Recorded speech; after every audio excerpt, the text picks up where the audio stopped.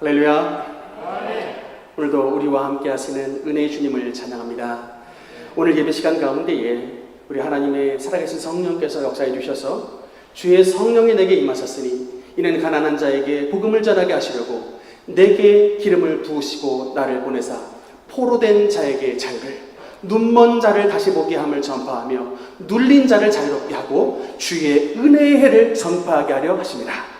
여러분, 우리의 주님의 이 약속의 말씀이 여러분의 심령 가운데 임재해 주심으로 말미암아 우리의 심령 가운데 얽힌 모든 죄악의 결박이 끊어지고 하나님을 향한 영적인 안목이 열어지고 우리를 눌렸던 모든 여러분 크고 작은 질병의 사슬에서 노임을 받는 복된 주님의 신년의 축복이 선포되는 축복의 예배가 되기를 주님 이름으로 축원합니다.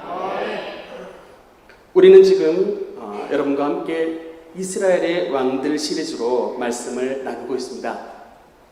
사실 여러분, 이 말씀은 구약시대의 역사를 배경으로 한 말씀입니다.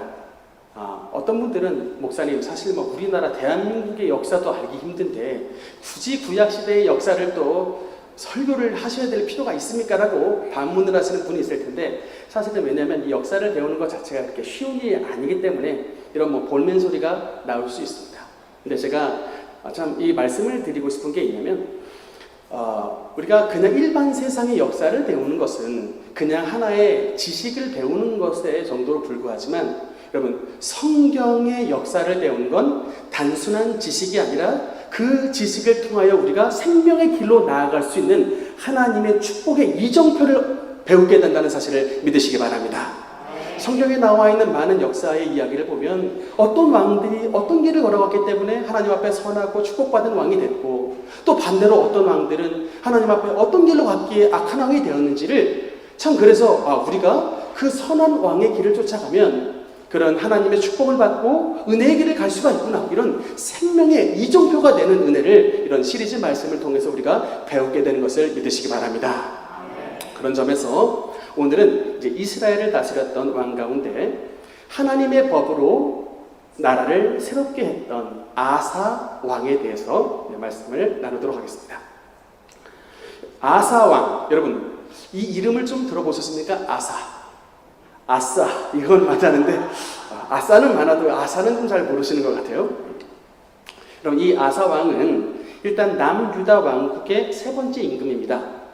아까 지도를 잠깐 보셨지만, 그럼 원래 이스라엘 나라는 통일왕국이었습니다. 12지파가 하나의 나라를 이루고 있는 통일왕국이었는데, 꼭 우리나라처럼 북조선 인민공화국과 남대한민국처럼 그럼 이스라엘도 두 개 나라로 짜게지게 됐습니다. 근데 이 나라가 그냥 자연스럽게 짜게진 게 아니라 왜 나라가 나뉘어야 되게 됐냐면 솔로몬의 범죄 때문에 나눠졌어요. 그 하나님을 잘 섬겼던 솔로몬이 말년에, 여러분, 그 하나님의 성전을 지었던 사람 아닙니까? 하나님의 예배 장소인 성전을 지었던 사람인 솔로몬이 우상의 제단을 쌓았어요. 이런 말도 안 되는 일이 어떻게 벌어질 수 있는가 싶지만, 여러분, 그게 성경은 그렇게 될 수 있다라고 증언을 합니다. 참, 그래서 우리가 성전 건축했다고 여러분 우리가 너무 으스대서는 안 되는 게, 우리보다 훨씬 더 위대하고 아름다운 성전을 지었던 솔로몬도 말년에는 여인들의 꾀임에 넘어가서 하나님이 아니라 우상의 제단을 쌓았던 이런 죄를 저질렀습니다. 그래서 하나님의 진노하심으로 나라가 북조와 남조로 나뉘게 됐는데, 북쪽은 12지파 가운데 10개의 지파가 이제 북이스라엘 나라를 세우게 됐고, 남쪽은 2개의 지파가 생겨나게 되는데, 그래서 남유다 왕국이라고 합니다. 근데 이 남유다는 특별히 유다 지파가 중심이 됐기 때문에 남유다 왕국이라고 이름을 붙여지게 되고, 그때 같이 했던 한 개의 지파가 어디 지파일까요? 베냐민 지파였습니다. 그래서 유다랑 베냐민이 이제 친해요. 이렇게 이제 유다 지파와 베냐민 지파가 남왕국을 이루어지게 됐는데, 그 남쪽 왕국을 다스렸던 세 번째 왕이 바로 오늘 본문의 아사입니다. 참고로 여러분, 이 아사라고 하는 이 왕의 이름의 뜻이 뭐냐면 치료, 힐링이라는 뜻이에요. 이 아버지가 참 이름을 잘 줬습니다. 이 아들 아사 왕 때에 나라가 하나님의 치료를 받았어요. 우상으로 오염되고 죄악으로 오염되고 온갖 죄로 넘쳐나던 그런 나라가 아사 왕 때에 하나님의 치료의 은혜를 받았던 그런 하나님 앞에 참 선한 왕의 삶을 살았던. 그래서 여러분 사실은 이스라엘의 여러분 왕이 총 몇 명인 줄 아십니까? 전체 42명이에요. 통일한국 3명, 북쪽에 20명, 북쪽에 19명, 남쪽에 20명 해가지고 총 42명인데 그렇게 선한 임금이 많지가 않아요. 그만큼 여러분 우리나라 지금 대통령 되신 분에게도 여러분 참 기도를 많이 해야 돼요. 그 자리는 성공이 보장된 자리가 아니에요. 여러 가지로 참 어려운 자리입니다. 성경에도 여러분 42명의 왕이 나오는데 하나님 앞에 성공하였더라 이 말씀이 기록된 왕들이 별로 많지 않아요. 참 어떻게 보면 실패할 확률이 높은 자리가 바로 그 자리입니다. 여러모로 참 힘든 자리가 그 자리이기 때문에 대통령을 위해서도 여러분께서 참 기도를 해주셔야 되는데, 이런 모든 어려운 환경 가운데서도 하나님의 선한 통치를 했던 왕이 바로 아사 왕이었다. 참 하나님께서 많은 사랑을 받은 왕인데요. 그런데 여러분 이 아사 왕의 개혁이 이제 개혁 군주인데, 이 개혁이 어디에서부터 시작을 했냐면 바로 아사 왕의 개혁은 자기 자신과 자기 자신의 가정에서부터 개혁이 출발했다는 사실을 성경에서 증언하고 있습니다. 우리는 보통 나라를 먼저 개혁하겠다 이렇게 하지만 아사 왕의 개혁은 스스로 자기 마음의 개혁과 자기 가족의 개혁에서부터 그 모든 개혁의 출발점을 삼았다라고 성경은 증언하고 있습니다. 여러분 제가 아까 전에 그 아사 왕이 남유다의 제3대 왕이라고 말씀을 드렸는데, 그러면 남유다의 2대 왕, 즉 아사의 아버지의 이름이 여러분 혹시 누군지 아십니까? 제가 PPT에 띄워놨는데 아비야라는 사람이에요. 아비야라고 하기도 하고 아비얌이라고도 하기도 하는데, 제가 이 아비야 왕의 별명을 하나 지었습니다. 어떤 별칭을 줬냐면 야누스 왕, 야누스. 여러분 야누스 화면 한번 볼까요? 이렇게 생긴 그리스 로마 신화에 나오는 야누스, 이 이름을 따서 여러분 1월 달이 제뉴얼이죠. 양면 12월 달과 1월 달 이제 예태와 새해가 바뀌는 신의 이름, 그래서 제뉴얼인데 이 야누스의 이름에서 따왔는데 두 얼굴을 가졌답니다. 여러분 제가 왜 이 아비야 아사 왕의 아버지 이름을 야누스 왕이라고 별칭을 붙였냐면, 이 성경의 평가가 양면이에요. 왕에 대해서는 여러분 두 가지 성경에서 말씀을 합니다. 하나는 열왕기서에서 말씀을 하고 하나는 역대기서에서 왕을 얘기하는데, 놀랍게도 이 아비야라고 하는 왕은 열왕기서의 평가와 역대서의 평가가 정반대예요. 열왕기서는 악한 왕이었다라고 평가합니다. 그런데 이 역대기서에서는 어떻게 평가하냐면 하나님 앞에 간구하여 은혜를 받았던 선한 왕이었다라고 평가를 해요. 저는 제일 처음에 그래서 이 두 왕이 다른 왕인 줄 알았습니다. 근데 조금 자세히 보니까 아사 왕의 아버지였어요. 한 인물인데 마치 야누스의 두 얼굴처럼 역대기의 평가와 열왕기의 평가가 정반대였습니다. 그러면 여러분 이제 질문을 합니다. 과연 그럼 우리는 열왕기의 평가를 받을 것이냐, 역대기의 평가를 받을 것이냐? 여러분 어떻게 이해를 되겠습니까? 둘 다 맞는 거예요. 둘 다 맞는 겁니다. 그래서 이제 종합을 해보면 이렇습니다. 이게 뭐냐면 원래 아비야는 시작할 때는 선한 인물로 시작했습니다. 여로보암 왕과 싸움을 할 때 여로보암 왕은 이제 하나님을 믿지 않는 악한 왕이었는데, 금송아지를 만들었던 악한 왕인데, 싸움을 할 때 남쪽에 이제 그 아비야 왕이 하나님을 의지하며 나갔습니다. 근데 병력이 어마어마하게 차이가 나요. 그래서 병력이 어마어마하게 좀 밀리고 있으니까 하나님을 붙잡고 나가서 결국은 그 병력이 굉장히 열세였음에도 불구하고 하나님을 의지하여 큰 그 싸움에서 큰 승리를 얻었습니다. 그런데 여러분 이제 문제가 뭐냐면, 그 위대한 승리를 경험하고 난 다음 이 아비야 왕이 어떻게 했느냐, 바로 변절돼서 죄악된 길을 걸어갔다는 거예요. 그러니까 여러분 이 참 우리가 진짜 조심해야 될 게, 여러분 진짜 우리 인생은 잘 될 때 조심해야 됩니다. 우리 교회로 말하자면 여러분 교회는 부흥할 때 조심해야 되는 거예요. 그러니까 사업도 여러분 잘 나갈 때 조심해야 돼요. 추락하는 건 날개가 있습니다. 날개가 없으면 떨어지지도 않아요. 날아가다가 떨어지는 것입니다. 그러니까 참 이럴 때 우리가 교회가 부흥되고 뭔가 잘 되는 이 시점에 이 교만이라고 하는 놈이 탁 틈타기가 아주 좋은 때입니다. 근데 지금 이 아비야가 그 실수에 빠져가지고 하나님 앞에 실패를 했는데, 이 실패의 결정적인 이유를 했던, 그 원인을 제공했던 사람이 누구냐면 바로 이 아비야의 어머니 마아가입니다. 승리하고 돌아왔던 아비야 왕에게 어머니가 어떤 조언을 주냐면, 이 승리의 영광을 당연히 하나님께 돌려야 되는데, 이 승리의 영광을 누구에게 돌리라고 그러냐면 아세라 신에게 돌리라고 말합니다. 이 승리의 영광을 아세라 신에게 돌려라. 그럼 왜 이런 조언을 주냐면, 당시 이스라엘 백성들 가운데 나무, 꼭 말하자면 여러분 그 천하대장군 같은 장승같이 생긴 게 아세라거든요. 당시 이스라엘 가운데 아세라 신을 섬겼던 사람이 너무나도 많은 거예요. 그러니까 이 아세라에게 영광 돌리면 이 아세라를 섬기고 있는 많은 사람들이 당신을 따르게 될 것이니 지지율 와장창 올라갈 것이다, 조언을 줬는데 이 말을 그대로 따라가 버렸습니다. 하나님께 기도해가지고 하나님의 승리를 얻은 아비야가 영광을 아세라 목상에게, 신에게 돌려버리는 이런 큰 죄, 대죄를 저지르고 말았는데, 여러분, 이 일로 인해서 아비야가 어떻게 결론이 나게 되냐면, 그의 통치가 3년으로 마무리되게 됩니다. 그러니까 하나님이 얼마나 괘씸하셨는지 이 아비야의 목숨을 그냥 걷어가 버리셨어요. 그러니까 여러분, 이 우상이요, 우리가 옛날에 하나님을 몰랐을 때에 우상 섬기고 점집 찾아가는 것, 하나님께서 그거는 허물하지 않아요. 왜? 하나님을 몰랐던 시절이니까. 절대로 그건 허물하지 않습니다. 근데 하나님을 잘 믿는 사람들이 하나님만을 섬겨야 되는 것을 알면서도 불상에게 절하고 우상에게 절하고 여러분 막 점집 찾아가고 그러면 하나님 절대로 가만두지 않습니다. 하나님 진노를 바라시는 거예요. 그의 통치가 3년 만에 끝나버렸습니다. 단명했어요. 무서운 징계를 받았습니다. 그런데 이 비극의 현장을 누가 봤느냐면 그 아들 아사가 봤어요. 우리 아버지가 어떻게 돌아가시는지 그 현장을 똑똑히 지켜봤어요. 이렇게 갑자기 아버지가 돌아가시고서 어린 아들 아사가 왕위에 올라갔을 때, 이때 아사가 어떤 결심을 하게 되냐면 이런 결심을 합니다. 나는 이제 아버지의 아들의 길이 아니라 나는 하나님의 아들의 길을 걸어갈 것이다 라고 결심을 해요.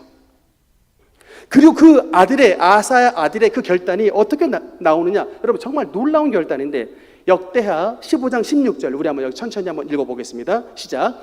아사 왕의 어머니 마아가가 아사라의 가증한 목상을 만들었으므로 아사가 그의 태후의 자리를 패하고 그의 우상을 찍고 빻아 기드론 시냇가에서 불살랐으니.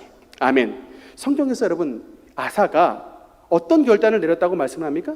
그 마아가의 태후의 자리를 폐위시켰다라고 말씀이 나옵니다.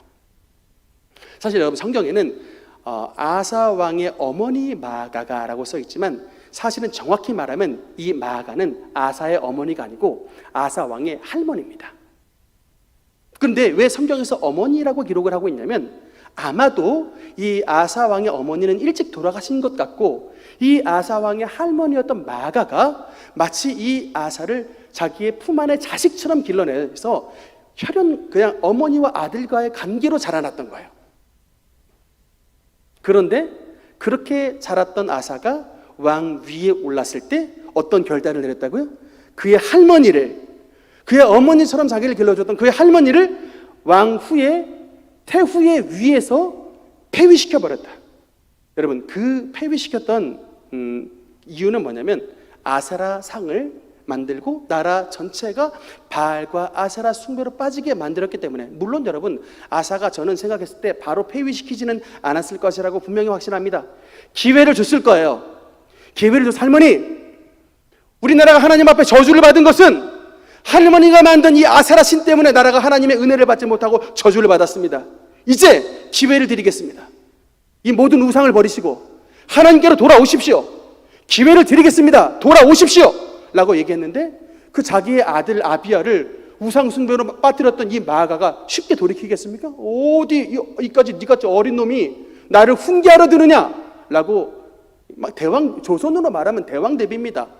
얼마나 위험 있게 얘기를 했겠냐고요.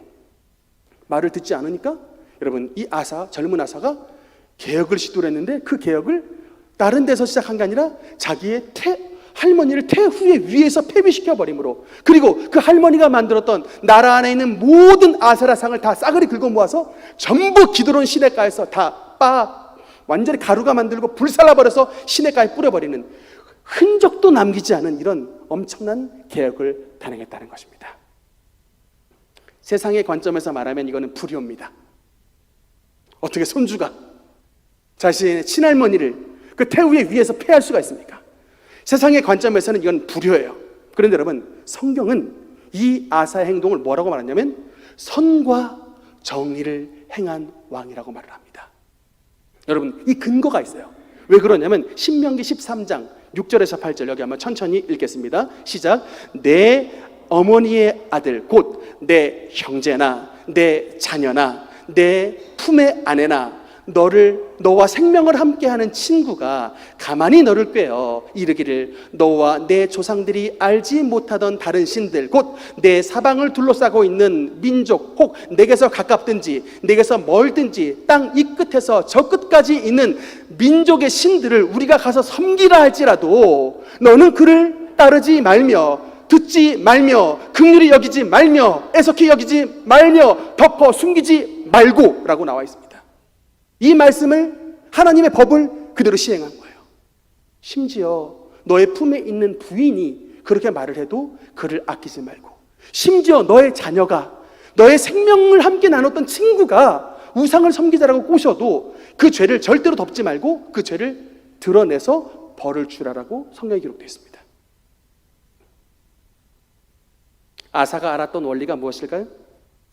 나라를, 이 타락한 나라, 정말 하나님의 법도에 어긋났던 이런 변질된 나라, 이런 유다 나라를 하나님의 나라로 다시금 새롭게 하기 위해서는 그 무엇보다 통치자 스스로와 그 통치자의 가정부터 하나님의 나라로 바뀌어야만이 그 나라가 하나님의 나라로 새롭게 변화되는 이 원리를 알았기 때문에 눈을 감고서, 여러분 찍 감고서 아사는 이런 결단을 감행했던 것입니다.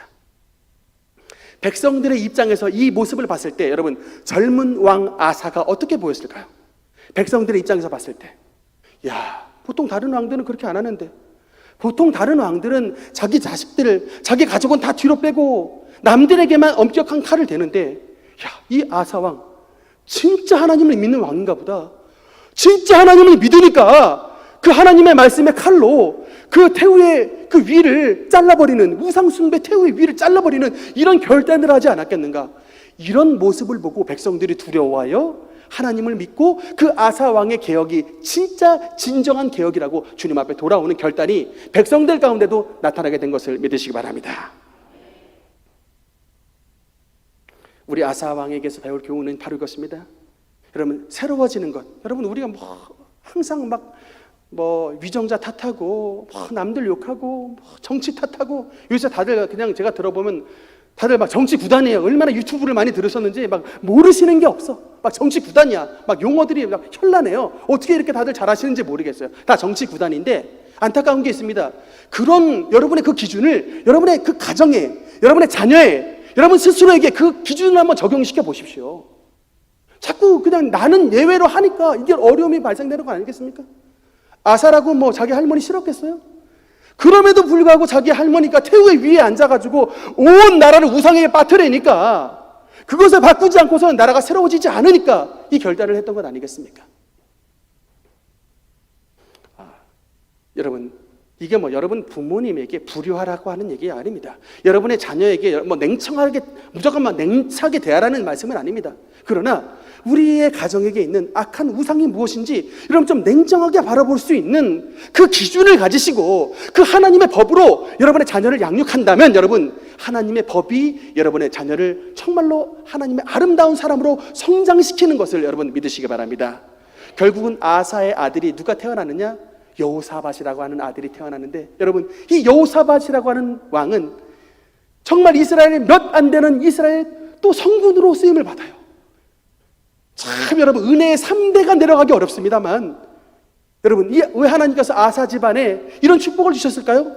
그 집안을 먼저 개혁시켰으니까 하나님께서 그 집안을 바로 세워주시는 것입니다. 이런 축복이 여러분의 가정 가운데 나타나기를 주님 이름으로 축원하는 것입니다. 두 번째, 여러분 아사가 하나님의 법으로 하나님의 그 유다 나라를 새롭게 했는데, 두 번째로 아사가 새롭게 했던 것은 무엇이냐면 그 나라 안에 있는 문화와 그 나라 안에 있는 모든 백성들의 생활 영역까지 하나님의 말씀을 기준으로 새롭게 변화시켰다고 성경은 증언하고 있습니다. 그러니까 첫 번째는 그 나라 안에 모든 우상을 다 철폐하여 아무리 태우라 할지라도 우상 숭배하는 자들은 절대로 용납하지 않는 이런 결단을 내렸다면, 두 번째 개혁의 방향은 백성들의 이런 종교뿐만 아니라 백성들의 모든 일반 문화와 삶까지도 하나님의 말씀의 기준으로 정확히 세우는 그런 여러분 개혁의 결단을 단행했다고 성경은 기록하고 있습니다. 특별히 이 아사 왕의 시대에 그 당시에 참 유행했던 문화 풍조가 여러분 뭔지 아십니까? 열왕기상 15장 11절 12절 우리 한번 같이 읽겠습니다. 시작. 아사가 그의 조상 다윗같이 여호와 보시기에 정직하게 행하여 남색하는 자를,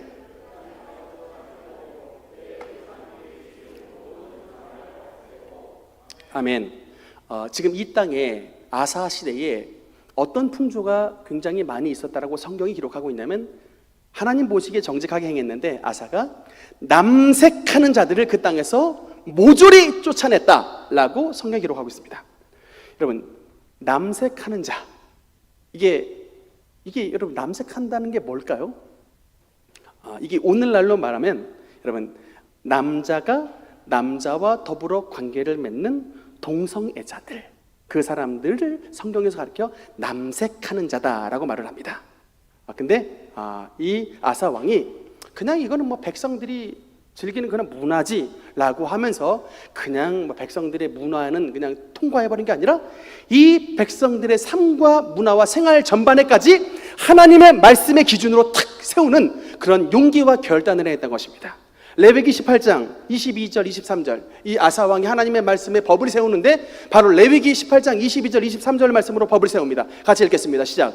너는 여자와 동침함 같이 남자와 동침하지 말라. 이는 가증한 일이니라. 너는 짐승과 교합하여 자기를 더럽히지 말며 여자는 짐승 앞에 서서 그것과 교접하지 말라. 이는 문란한 일이니라.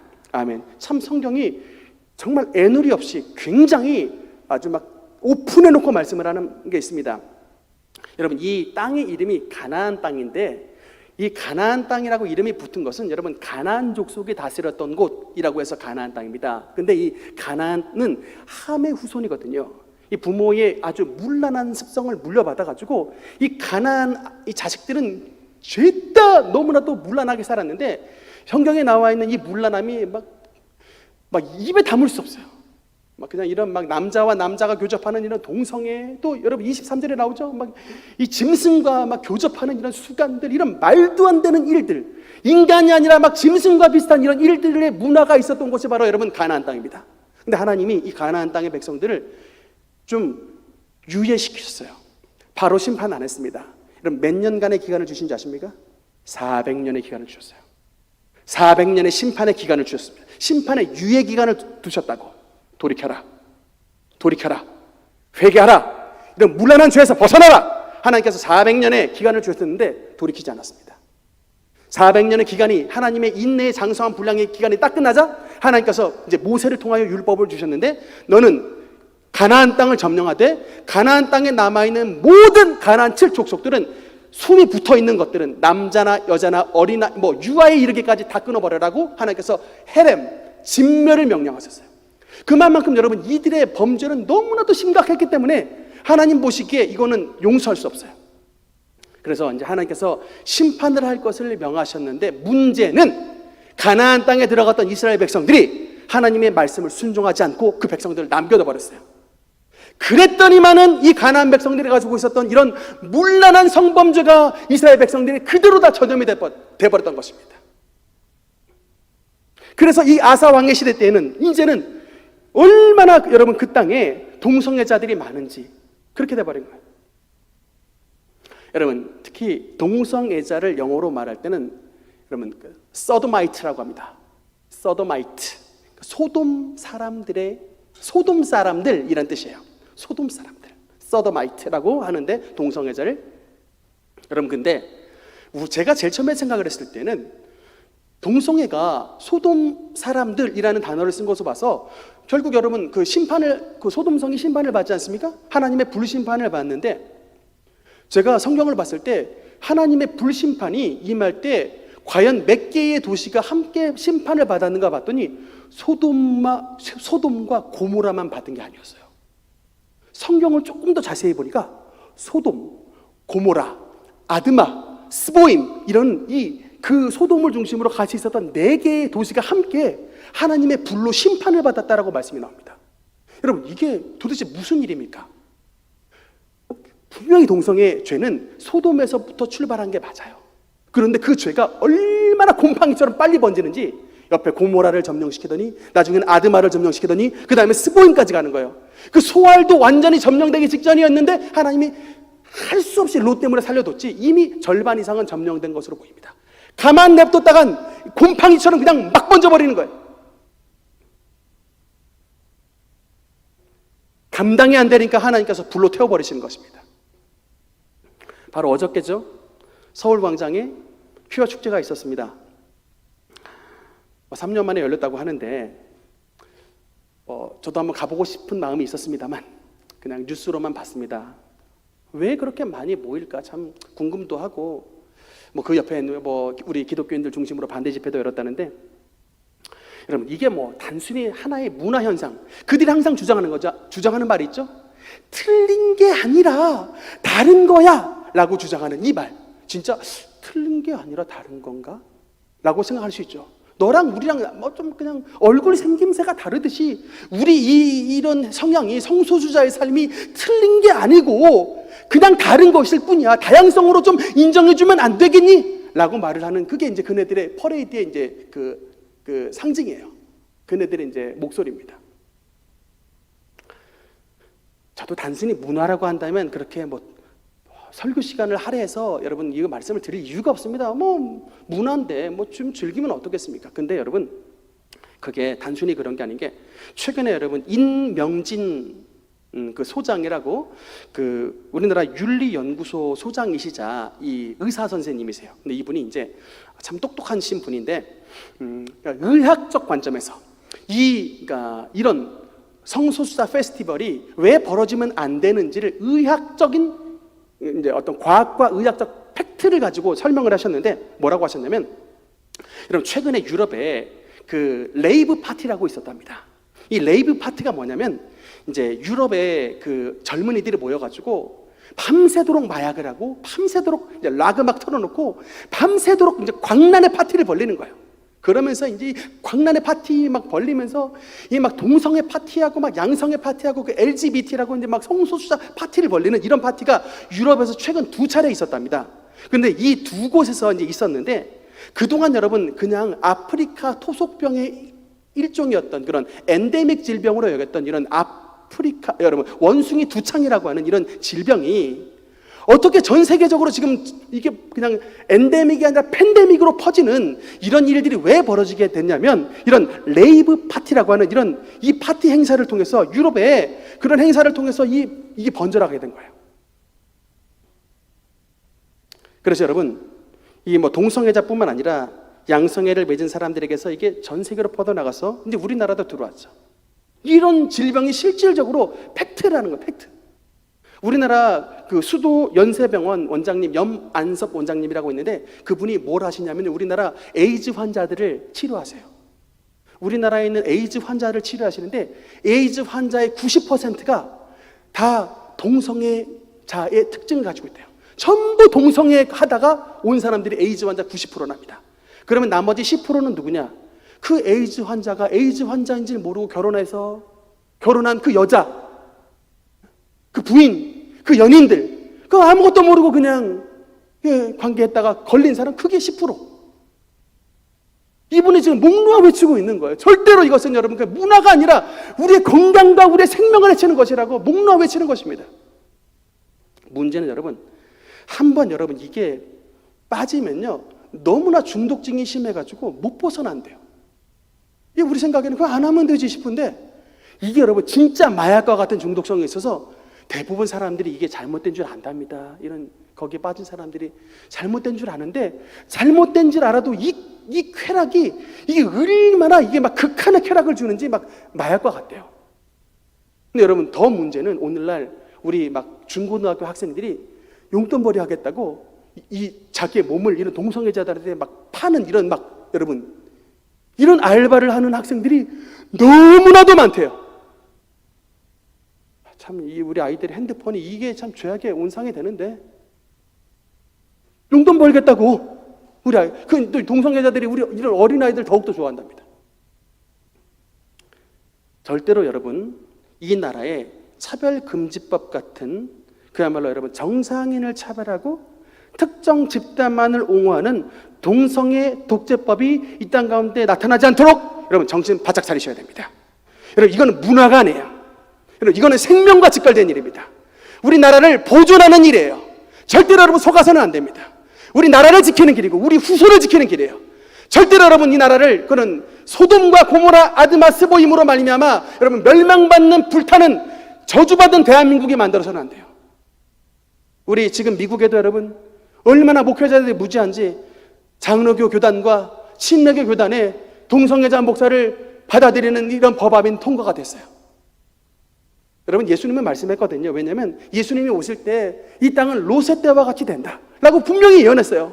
여러분, 그래서 이 말씀에 따르면 앞으로 세상은 더욱더 많은 동성애가 분명히 퍼질 게 분명합니다. 확신해요. 그렇게 되게 돼 있습니다. 왜? 예수님은 예언하셨거든요. 이 땅은 롯의 때와 같으리니 소돔의 때가 된다라고 말씀했어요. 그렇게 되게 돼 있습니다. 그러나 그 때에 그 죄를 저지르고 있는 사람은 하나님의 심판 안에 들어가는 거예요. 저는 우리 대한민국은 절대로 그 하나님의 심판을 받는 나라가 아니라 예수님께서 다시 오실 그때에 이 어두운 세상에 밝은 빛을 비추는 마지막 남은 하나님의 제사장 국가로 쓰임을 받기를 원하는 것입니다.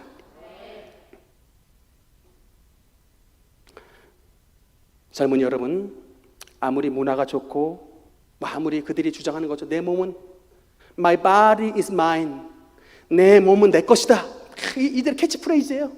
내 몸은 내 거야.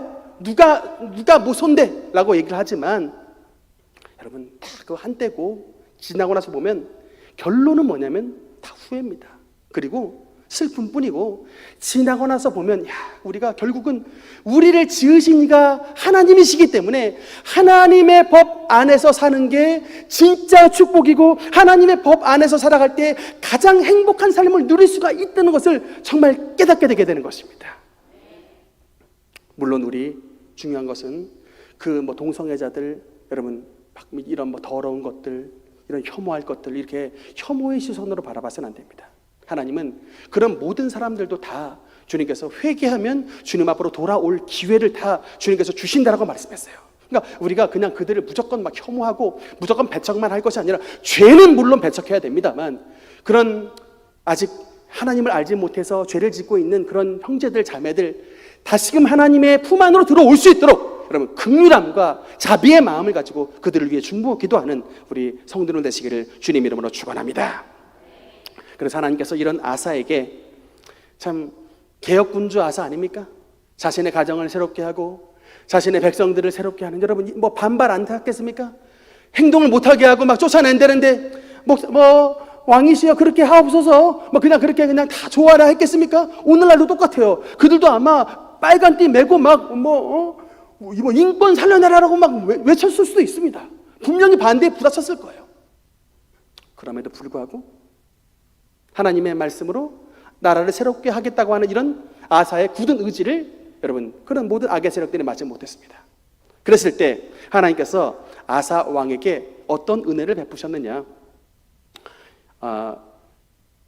역대하 여러분 그 11장 역대하 14장 11절에 보면 역대하 14장 11절에 보면 이런 말씀이 있습니다. 아사가 그의 하나님 여호와께 부르짖어 이르되 여호와여 힘이 강한 자와 약한 자 사이에는 주밖에 도와주리가 없사오니 우리 하나님 여호와여 우리를 도우소서. 우리가 주를 의지하오며 주의 이름을 의탁하옵고 이 많은 무리를 치러 왔나이다. 여호와여 주는 우리 하나님이시오니 원하건대 사람이 주를 이기지 못하게 하옵소서.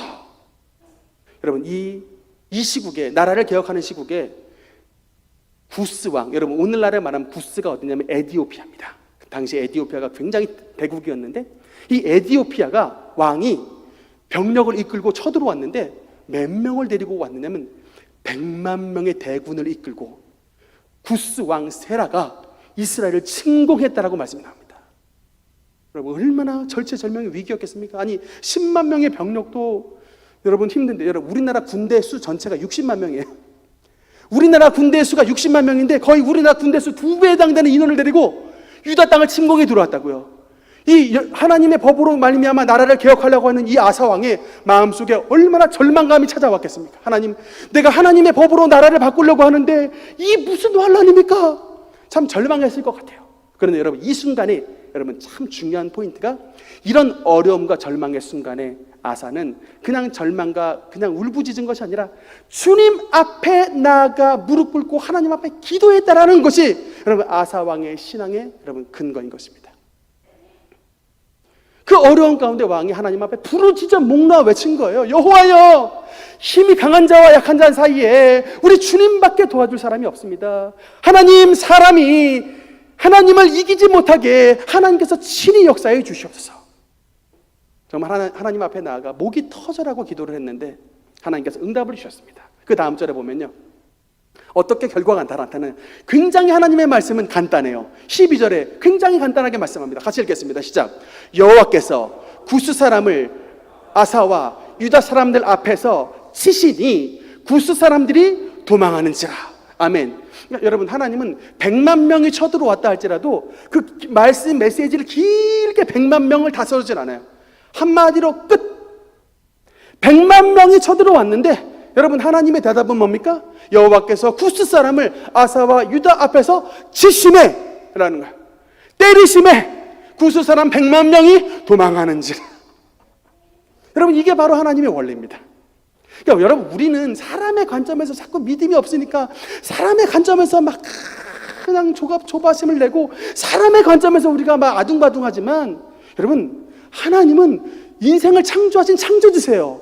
한 명이 왔던 100명이 왔던 100만 명이 왔던 그건 하나님 앞에 아무런 문제가 되지 않습니다. It doesn't matter. 아무런 문제가 되지 않습니다. 하나님은 주님의 천사의 손을 그냥 들어서 야, 제 구스왕 100만 대군 때려! 명하시면 그냥 한 방에 보내시는 거예요. 그냥 뭐 길게 말할 게 없습니다. 100만 명을 쳐들어왔는데 그냥 치시니 구스 사람들이 도망하는지라. 이것이 끝입니다. 여러분 이 담력을 가지시라고요. 우리가 믿는 하나님은 바로 이런 하나님이십니다. 우리의 아버지는 바로 이런 능력을 가지신 분이라고요. 자꾸 사람의 관점에서 자꾸 사람의 능력으로 자꾸 재단하려고 들으니까 하나님이 뒷짐지고 계시는 거예요. 그럼 해보라고. 그러나 하나님의 말씀으로 하나님의 나라를 세우고 하나님의 말씀으로 하나님의 가정을 세운 이 아사왕, 하나님을 믿고 나아간 것 아닙니까? 그러니까 하나님께서 친히 대신 싸워주셔서 사람이 대신 이기지 못하게 만들어주시는 것입니다. 이런 은혜와 축복을 받는 이런 모든 능력의 권속들 되시기를 주님 이름으로 축원합니다. 이 역사가 실제로 일어났습니다. 여러분 1967년에 여러분 6.1 전쟁이라고 하는 전쟁 혹시 아십니까? 이게 정말 얼마 전에 우리나라 6.25보다 더 가까운 일이에요. 1967년에 일어났던, 근데 여러분 이스라엘이 6일 만에 아랍의 대군을 이겼다 해서 이름 붙인 게 6.1 전쟁입니다.